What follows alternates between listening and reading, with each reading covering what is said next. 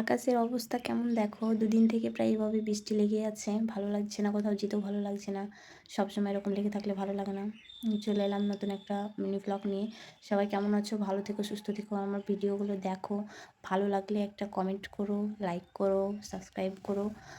একটা কথা যেটা তোমাদের সঙ্গে শেয়ার করবো, সেই জন্য এসেছি এখানে। মাইশার বাবা মাইশাকে স্লাইন খাওয়াচ্ছে, ওর পেট খারাপ হয়েছে, সেই জন্য ডক্টরে দিয়ে স্লাইন এটা ভালো, ওর কমে যায়। একটা কথা যেটা হলো যে আমাকে একজন বলেছে আমি নাকি আর 1 মাস ভিডিও করবো, তার বেশি আর করবো না।